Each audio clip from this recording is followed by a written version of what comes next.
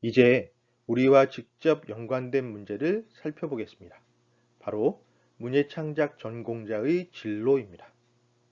문예창작과에 대한 오해 중 가장 큰 것이 거기 나오면 작가 되냐? 라는 거지요. 이건 예전 전국에 문예창작과가 한 군데밖에 없었던 서라벌 예대 시절에나 해당하는 말입니다. 그 시절에는 전국적으로 글을 잘 쓰는 학생 100명 정도를 모았으니까 그 중에서 상당수가 작가가 되었죠. 하지만 이제 그런 일은 일어나지 않습니다. 전국적으로 문예창작과가 많이 늘기도 했고요. 학생들의 관심이 다양해졌고 이야기의 활용 범위도 훨씬 넓어졌기 때문입니다. 현재적 관점에서 문예창작과 졸업생의 진로는 다음의 세 가지로 나눌 수 있겠습니다. 첫째, 문학예술 직업군, 우리가 흔히 작가라고 부르는 직업, 즉 시인, 소설가, 아동문학가, 희곡작가, 비평가 등등이 여기에 해당합니다. 여기에 필요한 스펙은 문학예술 각 분야의 전문 지식, 예술과 실용을 아우르는 글쓰기 능력, 등단이나 공모전 수상 등을 통한 공인 자격이 필요합니다. 둘째, 문화 콘텐츠 산업 직업군입니다. 영화, 드라마, 방송, 유튜브 크리에이터, 카피라이팅, 지역문화 출판 등등의 여러 직업이 해당합니다. 문화 콘텐츠 산업의 시장이 점점 성장하는 만큼 관련 직업의 범위도 지속적으로 확장되고 있습니다. 여기에는 문화 콘텐츠 각 분야에 해당하는 전문 지식, 예술 및 실용 글쓰기, 소통 능력, 협업 능력, 포트폴리오 혹은 커리어 관리라고 설명되는 경력사항, 시대의 변화를 읽고 반영하는 마케팅 감각 등의 스펙이 필요하겠습니다. 마지막으로 셋째, 문화예술 직업군입니다. 문화 콘텐츠는 아니더라도 전통적인 문화예술 혹은 인문학의 영역에서 활동하는 직업들이 여기에 해당합니다. 여러 분야에서 기획자, 개발자 혹은 마케터라고 부르는 직종이 해당하지요. 여기 필요한 스펙은 해당 분야의 지식과 기술, 실용적인 글쓰기 능력, 소통 및 협업 능력, 경력사항, 문화 교양, 마케팅 감각 등이 필요하고요. 그리고 외국어 능력을 갖추고 있으면 더욱 좋습니다. 자, 조금 더 구체적으로 들어가 볼까요?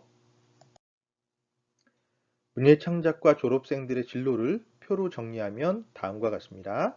크게 나누면 작가, 진학, 취업, 창업 등의 네 분야로 구분됩니다. 각 분야의 세부 내용은 서로 복잡하게 연결되어 있고요. 먼저 작가에 해당하는 부분은 앞서 설명한 것처럼 시인, 소설가, 비평가, 아동문학가, 극작가 등이 있어요. 그런데 이 직업들은 제법 많은 공부가 필요합니다. 그래서 대학원에 진학해서 적어도 2년 정도의 트레이닝 과정을 더 거치는 경우가 많습니다. 여기에서 작가군과 진학군이 서로 연결됩니다. 일반 대학원 과정 문예창작과에는 문예창작, 아동문학, 문예 콘텐츠 스토리텔링 이렇게 세 가지 전공이 개설되어 있는데요. 여기를 졸업하면 교육기관이나 연구기관으로 진로를 정하게 되죠. 공부를 더 하고 싶은 사람은 박사 과정에 진학하는 경우도 있습니다.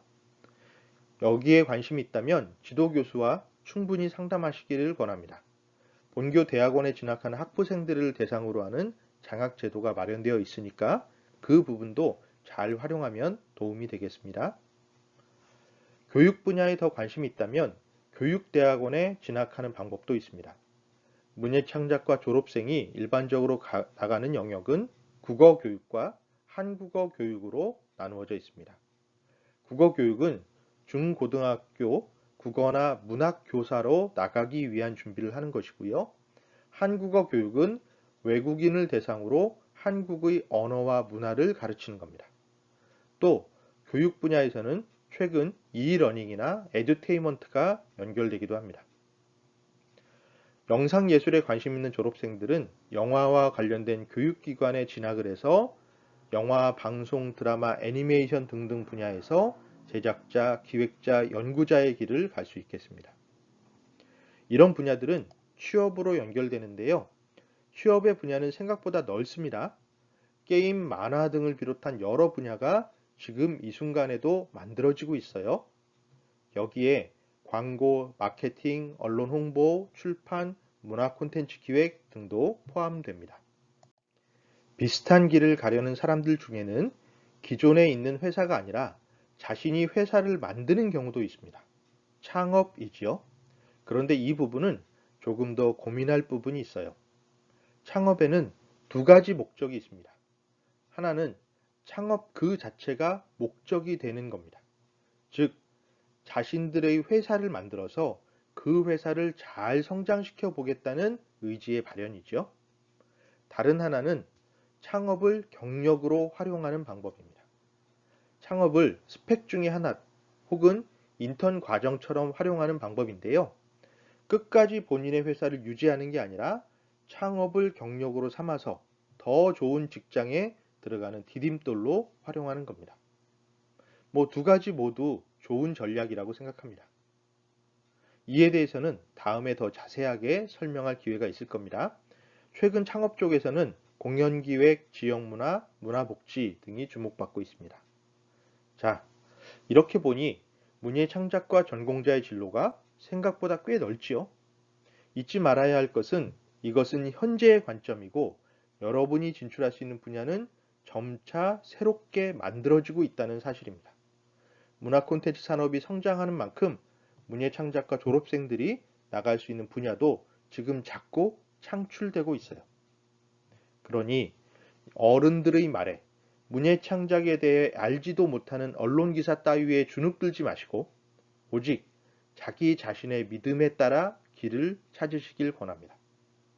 그것이 꼭 이루어진다는 보장은 없지만 적어도 길을 찾아가는 그 과정이, 그 경험이 자신의 가능성을 검토할 수 있는 좋은 계기가 될 겁니다. 자, 마무리하기 전에 한 가지만 더 검토합시다.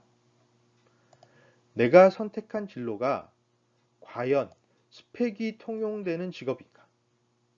이 질문에 대한 답은 세 가지가 가능하겠습니다. 하나는 스펙이 필요한 직업인 경우죠.